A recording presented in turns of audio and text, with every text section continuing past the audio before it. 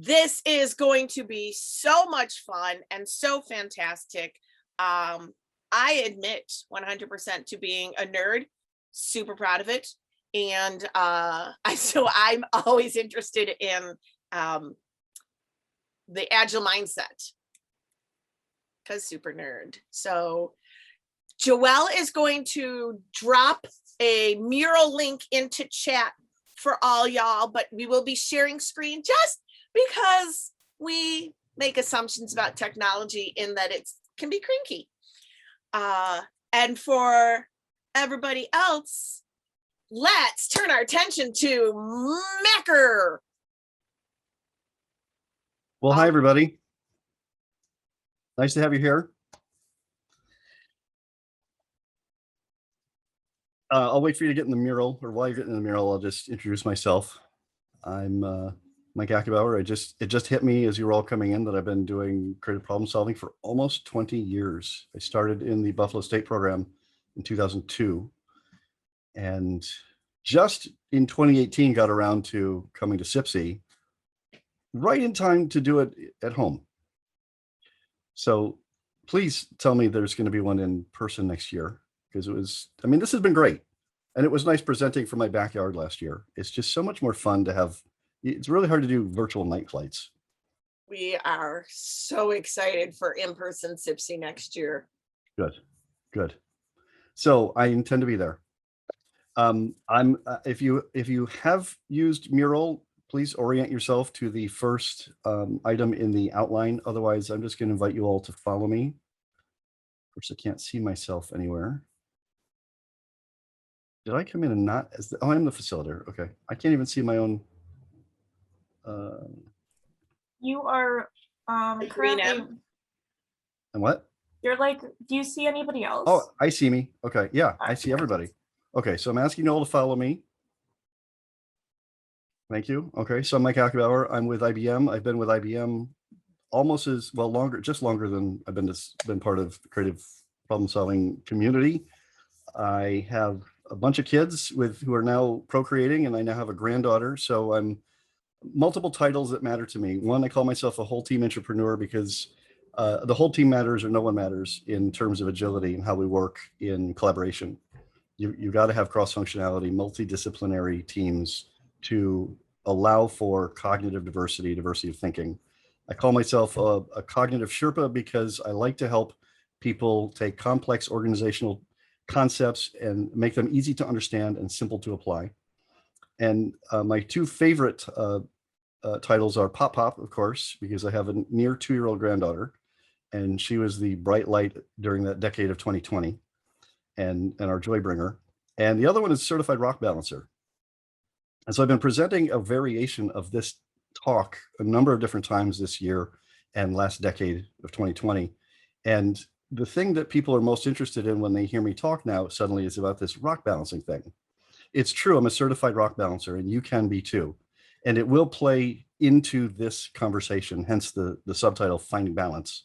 And so I'm going to give you right now, this is bonus. I mean, you couldn't pay cash money for this. You could have. Here's the 2 principles that I remember from being certified as a rock balancer of 3. 1, any 2 rocks will balance over time. Write it down. Here, I'll write it for you. I'll write it up here in the chat. 1, principles of rock balancing. Any 2 rocks will balance over time. 2, provided that the rocks speak to you. This is not a Zen thing. This is not woo-woo. This is real. This is for sure, for real. I'll prove it to you in a second. Could I ask you just to tell me, number 2 in the mural, where in the world might we find you? Just grab a pin, put it wherever you want. It doesn't have to be too precise, but it's just always fun to get a sense of where people are. By the way, the less I speak, the more valuable you will find this talk, this hour together. So please don't feel like you have to be on mute, and please don't be shy about comments or interrupting me. I mean it. It will be better. Even though I do enjoy the sound of my own voice, I much prefer being interrupted to answer your questions, because I take a lot of this agility stuff for granted and I want to unpack it. but I also want to make sure we do justice to the time and get through everything that's in here, that you can understand what it is, and then you can have this later to go back to and refer to and see how it fits in your context. Is that fair? Works for me. Okay. If you need help, you just grab a pin and pull it. Grab a pin and pull it and So count they to know how to 15. And oh, okay.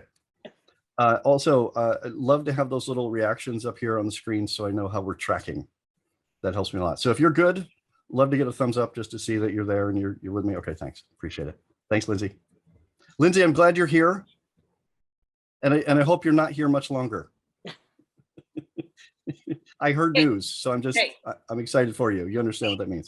Today's my session with Liz too, so I have it all pre-recorded just in case Oh, anything okay. happens in the next 2 hours. So Okay. Wait, Baby Burr, wait till 3 p.m. the Eastern. Yeah, Eastern. Lindsay, this is for all the aspiring rock balancers. This link I'm putting out there in chat. But Lindsay, this one's really for you. There you go. You'll understand when you see it. Okay, let's go down to number 3. Thanks for sharing where you are. Some people in far eastern time zones over the Atlantic. Thanks for being here. Good afternoon and good evening. When you heard the phrase mindful agility, it says here, how do you define agility? What does the word agility mean to you when you hear it? But also, if you want to share mindfulness too. Mostly, I'm interested in what you think of when you hear the word agility or agile, since I think I referenced it in the abstract. Another way of saying this is, what made you decide to sit in on this? But agility is really the operative word here today, and coupled with mindfulness. And I'm going to give you the spoiler alert up front. I'm just going to give you the punchline up front. I'm beginning to write a book on this topic, and the more I'm figuring out what it is I'm trying to say, the more I'm seeing that agility equals versatility equals creativity. So I'm giving away my definition. Agility is really underneath it all. Whatever we talk about today, I'm going to point back to creativity, which means, because I'm a process geek, I'm going to point you back to the creative problem solving process. Okay. So this is a very nerdy talk that I'm going to try and make very relevant to your own circumstance. How are we doing in chat? Everybody's good? Okay. Interested in becoming more agile, flexible, and responsive, swiftly working around obstacles, making things work better or faster, purposely moving too fast for process sake when not done well. That's right. We're going to talk about that a lot. Asking good questions, paying attention to how things flow and work. Great. Being spry. I love that. That is a great word. I'm going to borrow that brilliantly for the book. Thank you. And thank you. Oh, Beth, thank you. Okay. So you'll get attribution. All right. I'm going to give you an example of what agility is. I used to do it this way. For business talks, I'll talk about one of two things. One of my wife, who's receiving a very specific medication protocol, and they changed up how they do it for her. She's healthy. She's fine. It's preventative. It's a proactive step. And they changed it from tracking her taking the pills that she received every day to sending her these wonderful notes. One about, we know it's been a stressful time for everyone. If you need a daily dose of inspiration, type boost back to us and we'll send you something. And we know that certain types of medication or conditions require different kinds of health healthy diets. If you want a nutrition tip, text us back. And it was out of the blue that they did this. And it was right as we were beginning to go into lockdown. And I was so impressed with the company that they were so forward thinking.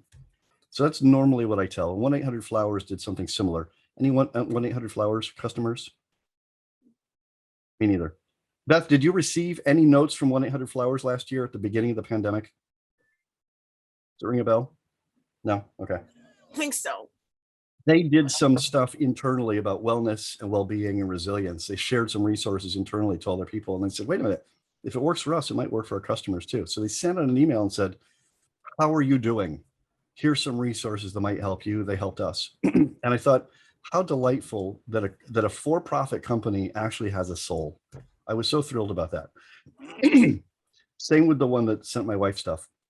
But since we're talking about balance and rock balancing, I thought I'd give you an illustration from my own fieldwork, number 4 in the outline. This is what rock balancing looks like for an amateur. I'm at best an amateur, but I'm telling you, if I can do it, anybody can do it. And this is on the coast of Massachusetts, about an hour north of Boston, on Plum Island. and it is a target-rich environment at low tide for rock balancing. And I have never experienced creative flow in my life like I do when I'm on this beach and playing with these 30-pound rocks. These rocks spoke to me, but I'll tell you why. Notice that most of them have some kind of well, what do you notice about them? I don't want to tell you what to think. What do you see about these rocks? Anything stand out to you with any of these? Flats and curves. Yep. Anybody else?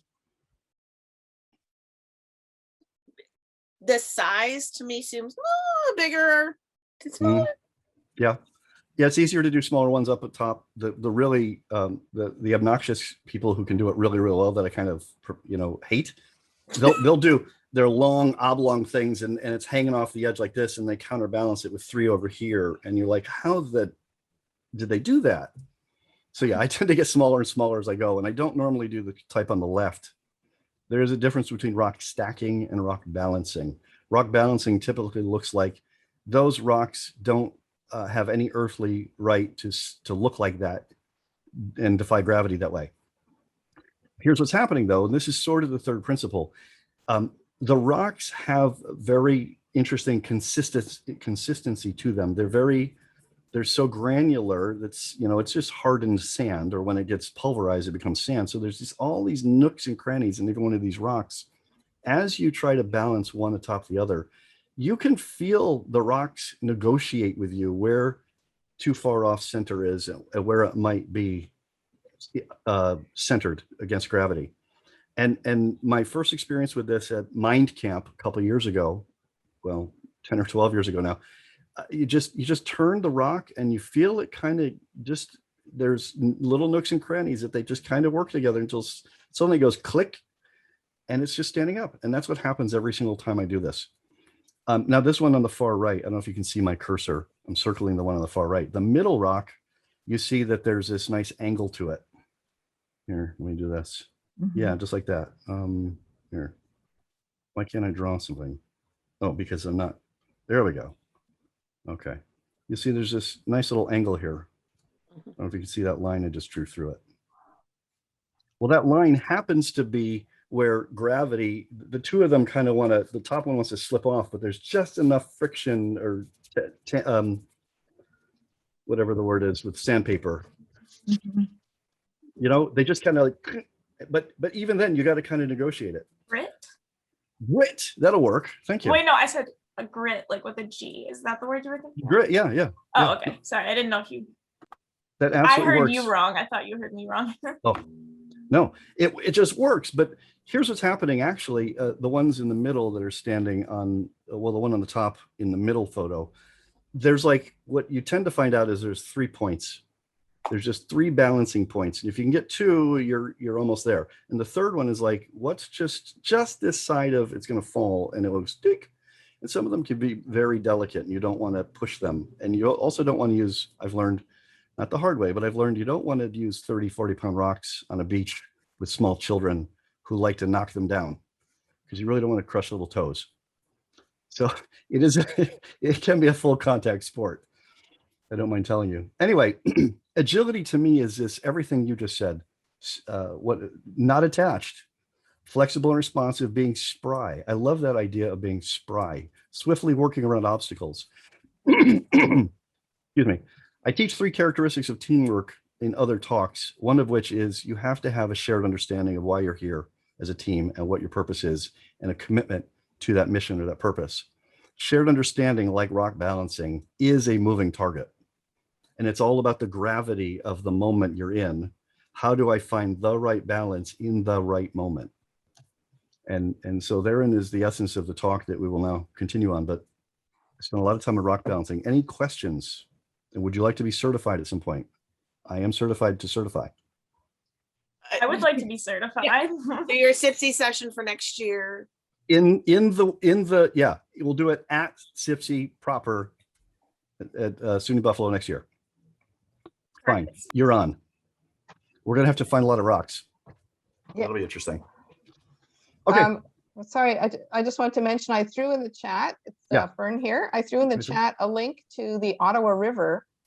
We have the artist, didn't want to put that in the chat, but he's a draft dodger from the 70s. Moved won't hold up that to against him. Canada, moved up to Canada, and he creates this park every year. The stones are put up, and then every year he changes them. So it's I love it. I love it. it's yeah. Absolutely love it. I'm going to actually take that link. Fern, thank you. Select all. No, I can't do it. Let's see if I can do it here. I'm going to put that link in Mural. So if you're in the Mural, you can hyperlink to it there as well. And before you ask, this is going to be saved and shared. Excellent. Good. This will be on Sched in a couple hours. Oh my goodness. I'm now entering my own mural as a visitor. Rock balancing. Well, not just rock balancing, but he's rock balancing. Okay. Let's see if I can get in now. So I'm not going to do that link right now. Okay. Okay. So thoughts, questions so far? Everybody good? All right, let's move along. How many are familiar with the term VUCA? VUCA. I'll type it in the chat for everybody else. VUCA is volatility, uncertainty, complexity, and ambiguity. Although I would submit to you that in the era of COVID, in the decade that was 2020, ambiguity gave way to anxiety. And we live in a VUCA world, especially if you are in, not exclusively, but especially if you do knowledge work. And that is primarily work that is not, I don't want to draw this kind of distinction, but to say not manufacturing, probably not developing, delivering something hardened, tangible goods. And it's more service oriented than product, unless the product is digital, largely in the advent of the internet. Knowledge work is around how we share information, primarily, not exclusively. I'm not doing a great job of defining it, but in times like we've experienced the last several years, the volatility of how we interact with each other, the uncertainty of what's coming, the complexity of how you deal with world events, global events, pandemics, and the ambiguity of what do you do, how do you do it best. We all experience this, and so I'm going to ask you to pick a context. It doesn't have to be work related, although I kind of framed this as a work conversation or a professional conversation. Think about a context in your in your lived experience. I'm going to ask you to follow me to number 5 on the mural. Think about complexity to you as I define what it is or what it looks like. Complexity is when we are, this is called, this complexity grid, it moves from very bottom left, problems or conditions that we deal with that are simple to address or to go after for solutioning or problem solving, where we are much closer to agreement and certainty about what we're going to do or what's happening around us and how we're going to address it or solve it. Moving out on both axes, you get to further and further away from agreement on what's happening and further away from certainty on how one would solve it. So we go from simple to complicated to complex to chaos, where at the far upper right, there's like no scope to what are we even engaging in right now. And down at the bottom, the clear scope of we know exactly what to do. It's a simple problem. There's no heuristic needed. It's not open-ended. It's algorithmic. There's only one answer to this kind of problem. Complicated is where there may be some ways to address it, a variety of ways to address it, but largely it's going to be a formulaic way of solving problems. The washing machine stopped working. Well, go diagnose what's wrong with it, call the guy in that can fix it, and replace the right part. Complexity is when we just don't know yet what we're dealing with. It's just far enough away from knowing exactly what's happening and far enough away from having an understanding what technology we can use to solve it, what approach we can go after it, that there can be actually a multiplicity of ways we can address these kinds of problems. And this is where agility thrives.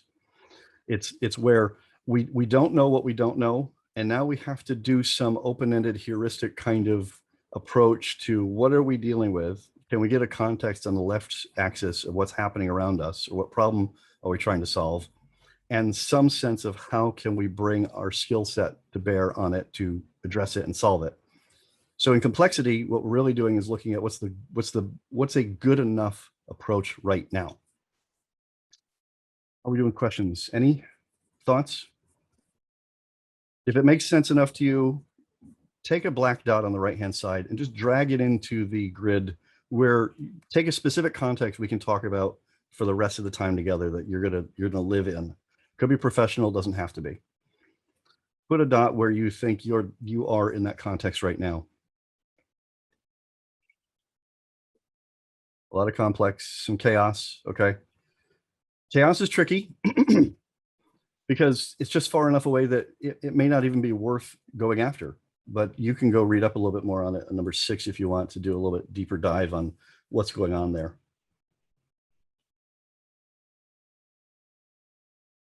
But let me lock that because I think I didn't lock it. I did. Okay, it's locked. All right. So when we talk about anything where, in my context, in my world, I work for IBM. I work for a large enterprise. We consult with and we consult with large global multinational conglomerates like of our size or similar. I do work for some of those companies as well, teaching agile ways of working, specifically Scrum, which is a framework that says, let's better understand what we're working on by taking bite-sized chunks of it every 2 weeks and producing some small version of value that we can evaluate. And we do this based on the theory of empiricism. We make everything transparent. We develop something in a very small quantifiable level of value in very small time blocks so we can inspect it for value, measurable, tangible, measurable value, and then we can adapt it if it isn't all we wanted. And we do it just like it says in the complex section of the grid. We do it just good enough that we can play with it, mess with it, see if it's worth building more of if we're on the right track. You can still use the framework, Beth. You can. They're old though. They care less. Okay. Contrast what I said about how we address work challenges in an agile way, companies like IBM, with traditional ways of working, which are command and control, largely born out of the manufacturing skills that we developed over 100 years in the United States in particular, that we're now moving away from. What doesn't work well in complex environments with knowledge workers is command and control management, where I hire you to do a job as efficiently as you can, like putting a car through a manufacturing line when it was all manual. It was just all physical labor. There was no automation. And I know better than you what to do. You just shut up and do the job and get better at it, or I'll find somebody else to do it for you. You're a cog in the wheel and I'll just replace you. Today, the mindset is I'm hiring you because you know better what to do and how to do it than I do. So tell me what your blockers are. I'll help move them for you and I'll stand out of your way. I'll get the resources you need. I'll help move blockers as best I can for you. Otherwise, I'm not going to tell you how to do your job. You tell me what we should be working on. That's why I hired you. You see the difference? The thing is that requires a lot more trust between leadership and the workforce. And it also requires that we give teams a framework for how they can navigate that ambiguity, complexity, uncertainty, volatility. So if you're in the complex space, then we're talking on the right level, I think, here. Let's take it one step further down at number 7 on navigating uncertainty. Anybody know the Princess Bride movie? Any fans? Yeah. Okay. Well, the cone of uncertainty is related to the cliffs of insanity, but they're not quite the same. Here's what I mean. The further left you are when you're entering into some new space, some ambiguous or uncertain thing you're going to work on, or some challenge you're facing, or the gap between where you are and where you want to be, and you're just not certain how to get there. The further left you are, the more uncertainty there is because there's far more stuff there that's ambiguous. Excuse me a second. When you're at the far left side of the cone and you're engaging in some new space and trying to figure something out and you don't know quite how to go about it, in work settings especially, that's the worst possible time to commit to a very specific outcome or a very specific deadline of an outcome. And what I found in big business is most teams suffer when we try to build in agile ways of working. They suffer from management that's still learning how to be agile, to be spry, to be responsive. And so they'll come and hand a team or a series of teams a big honking project with a multi-month deadline. But at that deadline, you have to have all of the following things done that were on the contract. And what I found with leadership is if you talk to them privately, they will admit to you that they never expected they'd get it all done, or not in that way, or not in that time box. Which begs the question, why do we keep doing it like that? So with teams, when they're being given work that they're uncertain how they're best going to go about it, the thing you really don't want to do at the beginning is say, yes, we can do all of it and we'll just lump it. We're going to take it on and we're going to get it done. It requires a lot of, let me see if I can draw some lines here. It requires a good bit of discovery up front, where we say, well, we don't know what we don't know. So let's spend some time figuring out some of the things that we need to know. So let's potentially do some, what we would call maybe design sprints is one way that some people have framed it. Let's just take some time, time box, and let's figure out what we need to understand before we commit to what we're going to do. And you notice if you do enough of that kind of approach over time, oops, I went the wrong way. What you'll see is eventually the cone starts to narrow. Any of you ever worked in this fashion, not in design sprints so much as let's figure out what we don't know before we commit to something till we know it? Do we know something? Yeah? One or two of you? Okay, good. Yeah, so what we're really looking to do is move from problem finding to problem finding, or from design discovery to delivery is what's happening on this cone. So the more, and if you're familiar with our definition of clarification, the creative problem solving process, clarification says this: a problem well defined is half solved. And Einstein once said, if I had 1 hour to solve a very critical problem, I'd spend 50 minutes, 50 minutes, understanding the nature of the problem or defining that space. Well, that's probably by the time you don't actually know the problem well enough yet that you can do anything about it or you haven't got really good clarity or certainty until you're getting way down into that, almost halfway through that loop. These lines are just not to scale. Your mileage may vary, but the point is the more the cone is open, the fewer known unknowns you have. And so the point of narrowing it is to find at least a few, make some of those unknowns known enough that you can do something with them, maybe bring them down to the complicated level where you can actually attack it with your normal ways of working your skill set. Making sense? Okay, let's continue then. So when we talk about agility, we're talking about finding balance. Isn't that interesting? We want it to be just good enough that we can do something with it. We can tangibly measure it. Let's take it out of the abstract ether and let's bring something forward just tangible enough we can talk about it. We can kick the tires. We can evaluate it and say, is this kind of what we were thinking? So we want to get the right balance so that we don't build the wrong thing too late, so that we don't build the wrong thing fast, and we don't build the right thing fast, but with the wrong design. Meaning something that you would have otherwise committed to, and now you have it, but you didn't get the balance. So now something's off, and perhaps you've committed yourself to something that's not going to work. By the way, notice how many bullets are there? They're not relevant. Notice the language above it. Observe, reflect, and make. This is going to be really key here for the rest of the conversation. But it also happens to be almost exactly what you're doing with rock balancing. There's some observation. You're looking at the rocks. You're figuring out on the beach which rocks sound like they sound. Sound is a funny word to say when I'm looking at rocks and evaluating, can they balance? But I'm listening for them to tell me. You're observing, you're reflecting on what could I do here? What might happen? All right, let's make something. Let's try it. So it's actually happening all the time. We do this process all the time. Let me illustrate it for you one more time. When we talk about it in business terms, when we're making something, take a look at number 9. Tell me what's different about the upper illustration of progression of building something and the lower half of progressing toward building something. Tell me what you see here. the upper one keeps iterating on what is, and the lower one kind of makes jumps from one concept to kind of a different similar concept, but that's quite different. Yeah.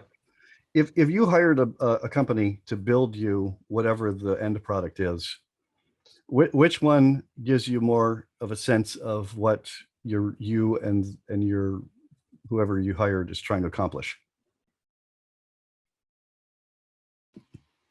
What do you mean? The question makes sense? Nope. Okay. Look at the sentiment of the upper row and the lower row. What's wrong with the upper row?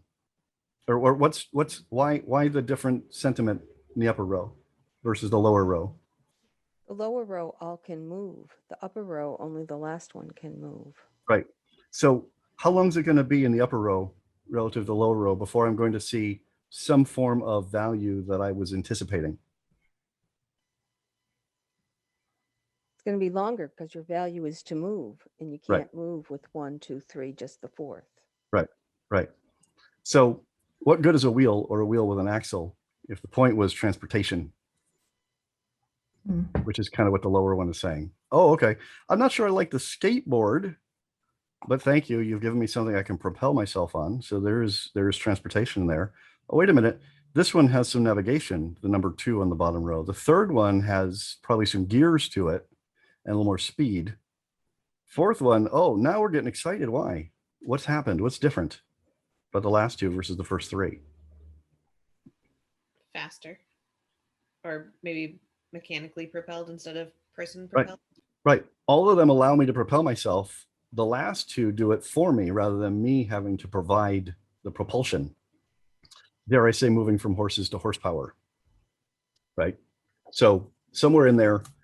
So in scientific management or in manufacturing, we would call the first row a waterfall approach. And the lower row we'd call agile. And yes, somebody mentioned MVP, minimum viable product. In design, we might call it a minimum delightful experience. In my world of engineering, we would call it limiting the blast radius. Let's get something that functions, but if it doesn't, it's not going to hurt too many people when it explodes. Take your pick. Either way, what we're doing at the bottom row is an illustration of what is just good enough right now. It's just enough that I can measure it, I can inspect it, and I can decide how to adapt it. And what happens when I'm adapting? So how much sooner in the second row am I finding the customer has some higher level of satisfaction with it than the previous iteration than in the upper row? When is the customer satisfied in the upper row versus the lower row? I'd be much more satisfied with the Vespa over a chassis. Right. Right. At least I can move. Absolutely. Okay. But see, the happy face happens at iteration number 2 of the lower row. It doesn't happen until the end of the upper row.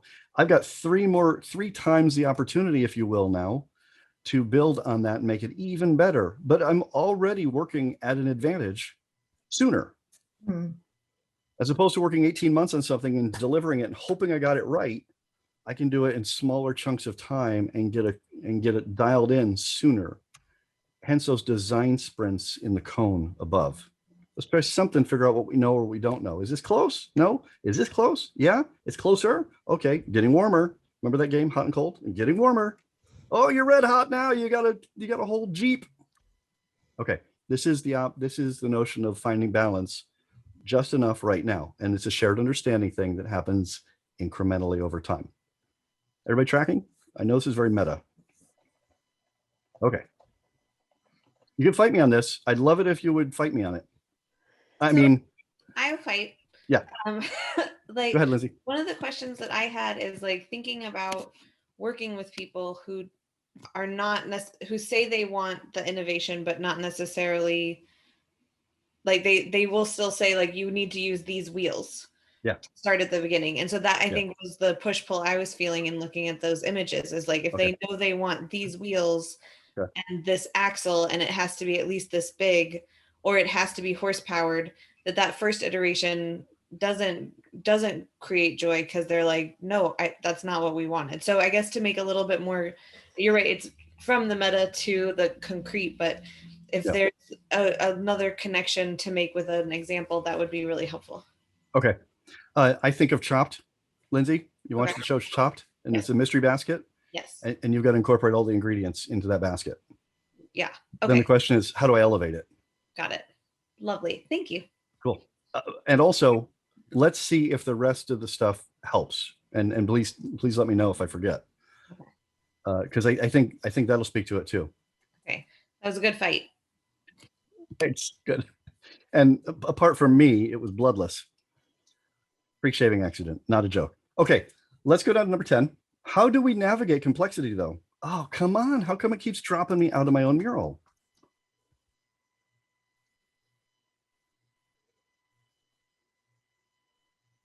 Torrance would say you're heightening anticipation. That's what it is. Well done. Well done. Here's the anticipation. Will he get this done in time? Okay, here's the thing. I want to hide that even though I just gave it away.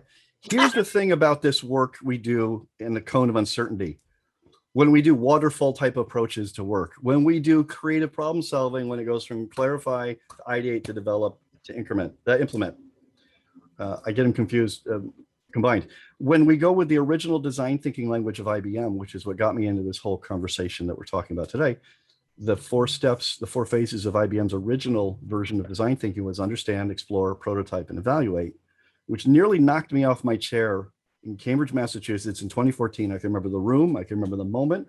I almost got up and swore because I'm like, you stole our language. And then true story, I put together a proposal to go back to Buffalo State's program, the Buffalo State College version of CPSI at the time. And it was why we need to abandon CPS in favor of design thinking.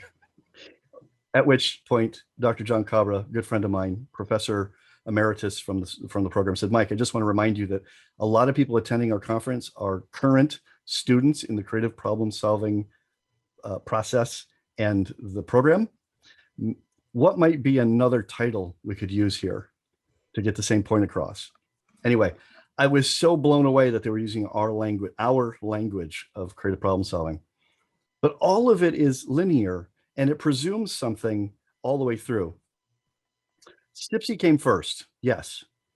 Design thinking borrowed from us, and I don't know that IDEO did a good job of giving credit.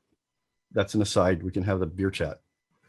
The thing about the linear aspect of it that IBM figured out with its design model, and we sort of figured out with the creative problem solving model we have, is that you don't go clarify, ideate, develop, implement, and then move. You have to re-enter the process and say, are we on the right, are we working on the right problem? Are we coming up with enough novelty?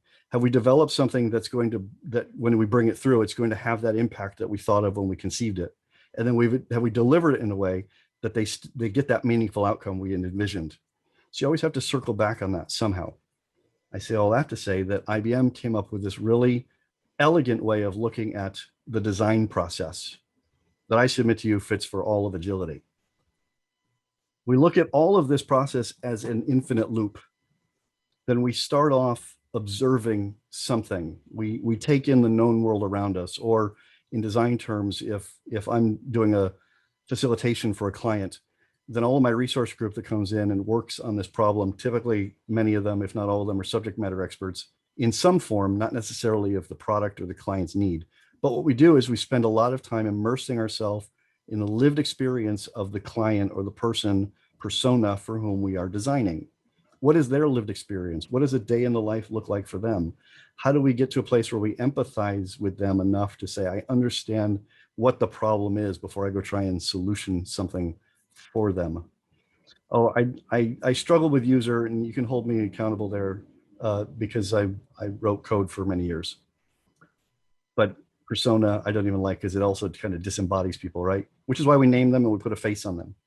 But first, I spend a lot of time observing the landscape around my client, my customer, my end user, my persona, my stakeholder, to say what is going on here until we find some collective aha moments, which typically happen when we start comparing notes and we go and reflect. So this inflection point is really important, in fact, critical. What's going on in the real world? Let's come back and talk about it together. with the client, with the stakeholder, with the people that are going to receive what we are designing for. And then let's figure out, what do we do about it? What can we make within that context of what we've had aha moments about? OODA loop. Oh man, Doug, we could get off on a whole nother tangent about all the 3 and 4 stage processes that are all essentially at their core creative problem solving. Won't argue that at all. PDCA, I could go all day. You could fight me on that later too. Is this making sense? Now it's going to go fast and furious because everything rides on this loop. Everybody good? Questions? Okay, too meta? It's going to still be meta, but I'll get a little more granular as we go. Time permitting or not permitting, we may do a choose your own adventure. Okay, I contend that agility, oh, here we are. We teach this at CPSI, don't we? This whole notion of diverge and converge. Does this sound familiar to people in this? Am I talking to the right group? Breathe in, breathe out, heartbeat, wax on, wax off, sand the floor, right? We're always diverging and converging when we're doing creative problem solving, just like breathing in, breathing out. It's just always there. What we'll see on the loop is there's a form of that happening here. At a very macro level, you might say observation is the diverge. What's going on around us? And converge is, what do we want to do about it?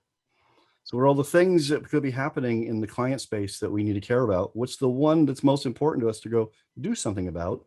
We move from diverge to converge at that reflection point. This is important because I contend that there's a rhythm and flow to this process, that using the design language of IBM, I think there's something else going on underneath the covers, but let me break it down.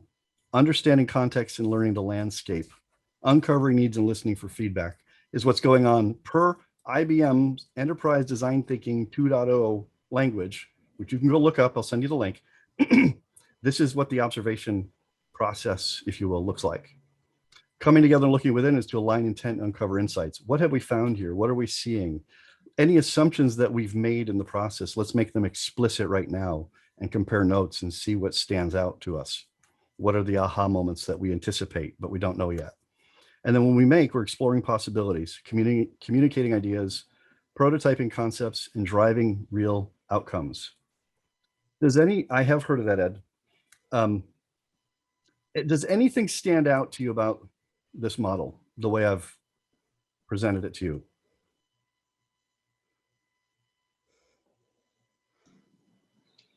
I can maybe comment here. The one thing that stands out about this model is that you are the time, and maybe it's just my way of interpreting it, but you're observing, reflect, you make. So every time you make something, you go back to the observe and you reflect, and that I assume is where the point where you're intersecting with the client and showing them the MVP or that level of MVP, and then you go back to the next iteration, but you still observe, you make, and then you go back to reflect. Sure. So it's an ongoing loop, right? Yeah, absolutely, Ed. Thank you. Thanks for calling that out. I just breeze right over that because I'm excited about what I'm going to give you a punchline. Yes, all of that's true. And I color-coded the language. I lifted the language right off IBM's website, placed it on the loop. But for those of you who have been steeped in the creative problem-solving process as taught at CPSI, what stands out to you about how I color-coded it? Or what does the language sound like to you? Foresight. Yep, the exact same aha moment I had when I learned that our original model for design thinking was understand, explore, prototype, evaluate. Because since 2004-ish, when I learned about foresight and used it, took it on myself, I just realized, wait a minute, this is all I care about right now until I understand this and how this plays in the wild. And to the point where I'm finally this year building curriculum around it for teaching agile ways of working it to our company. This happens in every stage of the loop. Yes, it is almost identical language to what we would say clarification, ideation, solution development, and planning for action or implementation look like. It is meta. Yes, Ed. This is extremely meta. I will try and break it down, bring it back down into some tangibility for you. What I want to get across is in our ways of working, in our ways of dealing with people, our rhythm and flow of life, we're always observing, we're always reflecting, we're always, for lack of a term, making something, doing something about it, or not. We could get caught up on either side of the loop. But it seems to me that this is a very good metaphor for balance, that we're always doing all of it, and it always kind of comes back on itself, and it scales really nicely in a number of different contexts, of which I want to bring one, maybe two more out of. This is what I call the agility mindset, this slide right here. Now, in the same context that you thought about the complexity of your whatever state you find yourself in, I'd ask you to bring over a red dot. Same context, bring a red dot, put it on the black strip of the loop to signify where do you tend to spend most of your time in that context relative to this loop.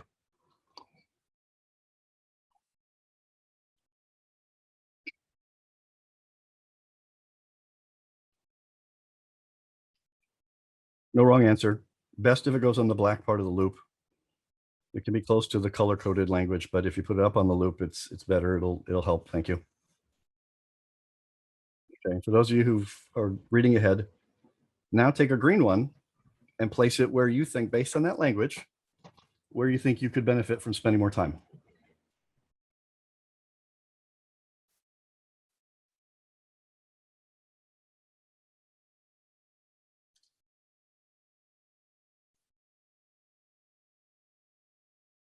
I can't be certain of this unless I go look at who put what dot where, but chances are very, very good that you're going to put the green dot and the red dot in almost opposite places or opposing sides of the loop, if not completely different segments of the loop.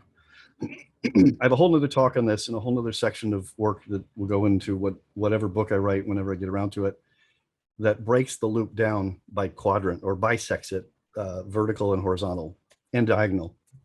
And I think there's some real interesting insights about how teams work in collaboration based on preference here. But that's for another day.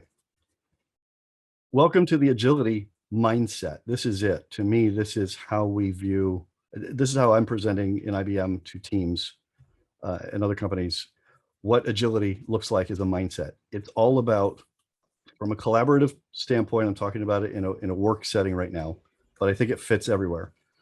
I'm trying to understand the landscape of the people I serve and for whom I'm solving problems.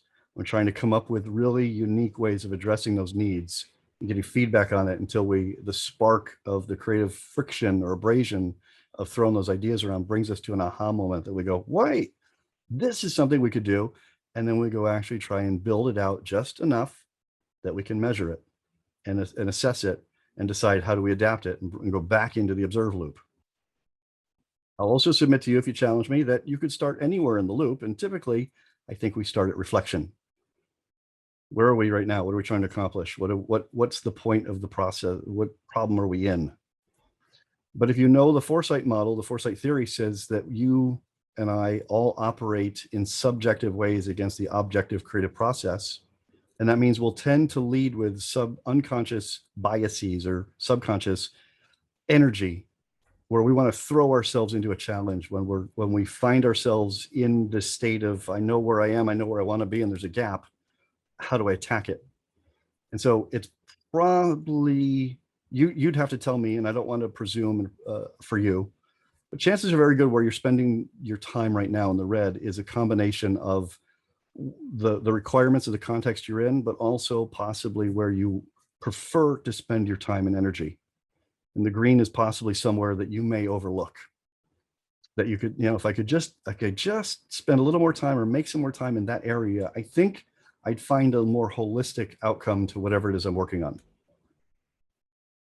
Now, the oranges are for you for homework. If it's a challenge, if you put a challenge out there, where's the challenge for you in this? If you said, man, I'd really like to do that, but take that as a takeaway for you. Just if there's a challenge here with this language, I'm going to go deeper so you can see what it looks like. But what would it take for me to get some traction in this area? Or what's stopping me from working in that area more? And you don't have to write it here if you don't want to. It's for you alone. But let me take another checkpoint. Thanks, Fern. It's a gift, really. One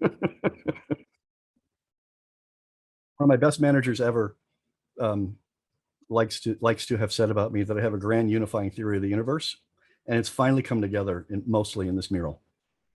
And so, yeah, I have I have started to profile people based on preference and social style behavior, which I talked about last year. Also, another layer of this is I can show you where all the tension points are in collaboration on this loop based on where people want to spend their time. Interesting, Lindsay, that that takes a lot of work and effort. We could talk offline if you want. Now, let me show you a little bit more about where divergence and convergence come in here. So if we look at the diamond above, essentially what we're saying here is, not that one. Yes, this one. Kind of looking at it sort of like that, is we're spending time diverging and converging within the loop around clarification, although depending on which model you use, somebody may have already interjected an idea here or a challenge that the team is working on. So maybe we're not necessarily figuring out what challenge to solve, but how we want to go about it. But what I'm saying to you here is there's divergence and converge going on in here all the time. And we do have time, I think, to finish this, but I would like to ask you to choose your own adventure. Quick vote.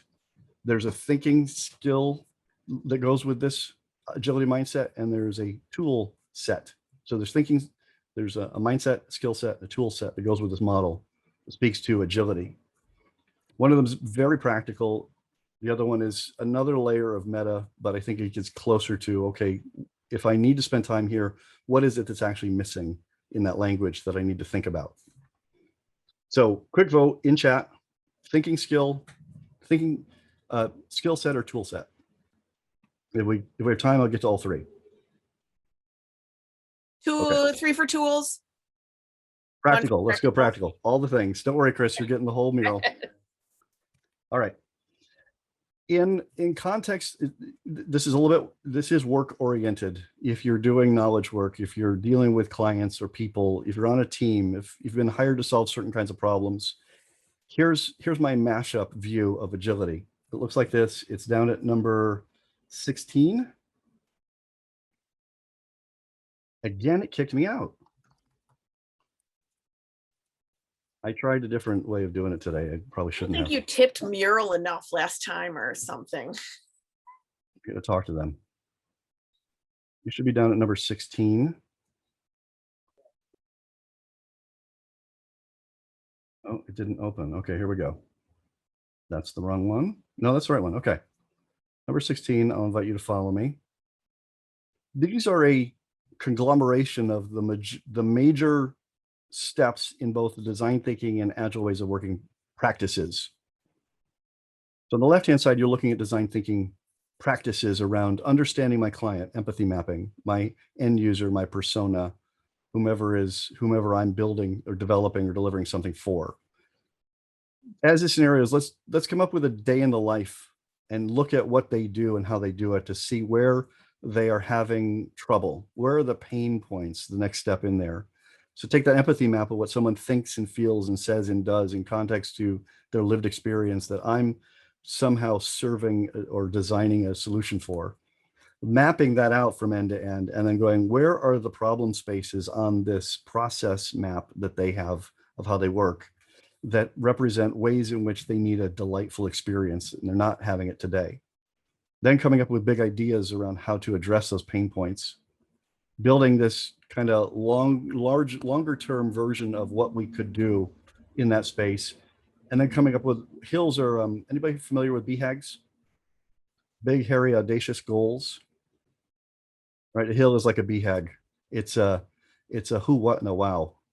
The person who's going to benefit from what I design, the functionality or the outcome they're going to receive, and the value impact that they're going to get out of it that they don't have today or would really be considered delightful as an outcome. So on the left-hand side, all we're doing with observation is figuring out what are the right challenges to address for whomever we're serving. And then we come together with not a showcase or retrospective so much as well, in design we call it a playback. Here's what we think we can do, and this is how we think we'll do it in the timeline.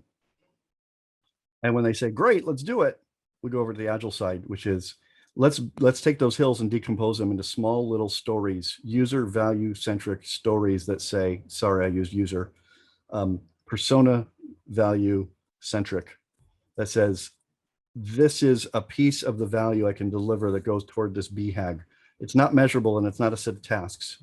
It's a representation of a small chunk of the whole value we found that could be done to delight someone that we're serving.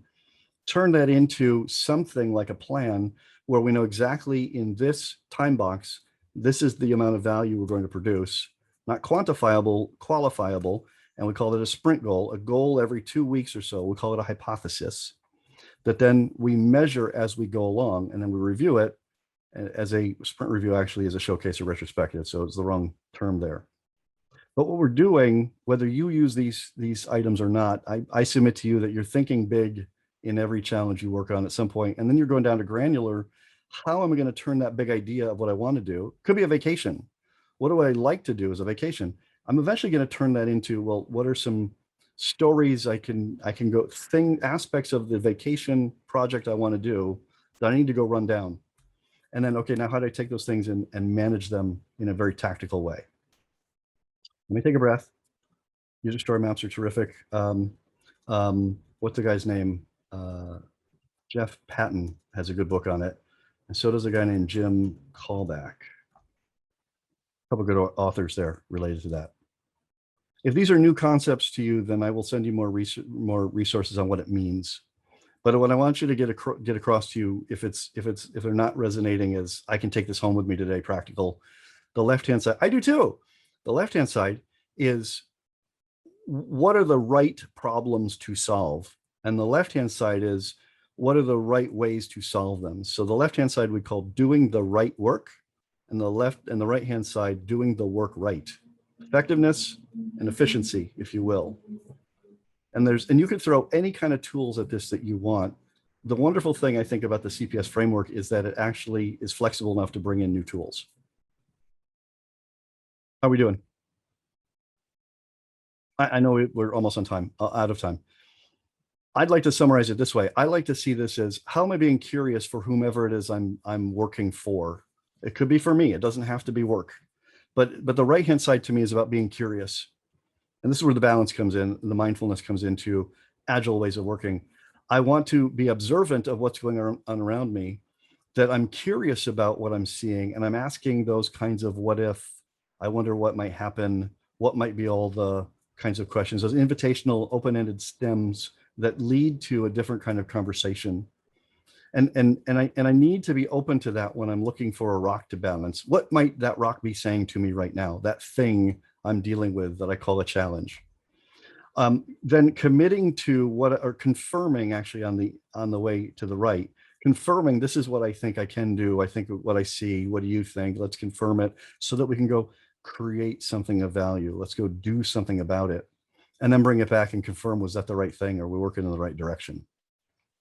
So all of that to say, balance to me is about being curious, being confirmational with whomever I'm working to say, what do you see? So we get that right aha moment that we want to do something with, and then go create something. Ideally, it'd be co-create rather than singular. And then when we look at number 17, we see that that whole thing about agility is not linear. It's doing the loop all the way through that cone. And so that iterative process is, let's make sure we're engaging all aspects of the creative process as we go through. Let's be curious. Let's confirm what we think we see or don't. Let's commit to doing something about it. And let's come back and let's go create it, and let's come back and verify. I'll open up the rest of the mural. You can stay if you want. I'll answer questions. How are we doing? Awesome. Thank you so much, Mike. My pleasure. This was awesome. I'm going to stop sharing because you guys can be in the mural, and I will have this up on Sched very shortly. Thank you, thank you, thank you. I'd welcome your feedback in the retro at the bottom. I just ask you to follow me if you'd be willing to share something. Also, one thing you'll take away from this that you can go do tangibly with it. One action, if you had an aha moment, there was a reflection moment here with you as you observed, what would you commit to go create for yourself or do for yourself?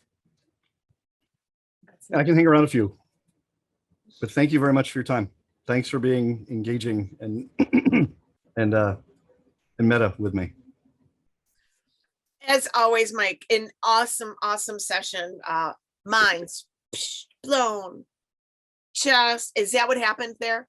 Did your mind get a little blown? I got so excited. I was banging my head on the desk going, yes, I see it. It's that Blues Brothers moment when they're at the church and they Yeah. realize they got to put the band back together. Yes, I see it. I see the light. All of your references speak to my life.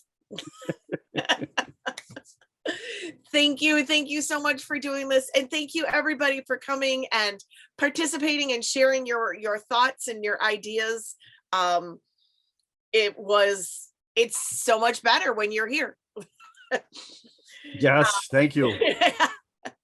I will have this up soon. I'll give it a minute so that people can get their comments in before we have that, and then look on Sched, because that's where it'll be. And for everybody else, we're not done yet. As long as Baby Burr can hold off about 5 hours, we'll have a session with Lindsay and Liz, growing your confidence and humility. So like, I am the best, but I'm not the one who says that. And then tonight's social event, if you built it, then you have it built. So come prototype stuff.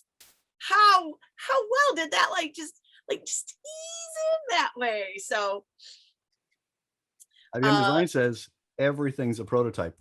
everything is a prototype. There you go. Missy and I joke that the foresight process we follow is ideate, implement, clarify. Ain't nobody got to develop. Sarah doesn't shudder every time. Tomorrow's replays. Where did we go wrong? I'm a challenge to most people who I work with. Tomorrow's replays, we're going to replay the Tim Bassiter session, because I know a lot of people are like, watching the group, everyone was like, what? Oh, and it was over. And so you can watch it again. And then after that, engaging virtual brainstorming activities. So this mural was a warm up, because I know she's going to be doing a mural. And then the Mary Ellen and Cheryl, the poetry and photography, that is feed your soul. It feed your soul. It's and it's meatloaf and mashed potatoes. It's such a comfort food soul. You're just going to feel and then our replay tomorrow afternoon is Dung Beetles, Drums, and Deserts. And then Thursday, Scaffolding to Breakthrough Thinking with Greg Fraley, and Take Some Simpsy Magic Home. And then our closing Thursday. We've been together for 3 weeks. Friday, I'm going to miss you so much. I'm not getting on Zoom at all on Friday. This has been fantastic. I don't want to Zoom for 24 hours. But for everybody else, thank you. And I hope I'll see you back in about an hour.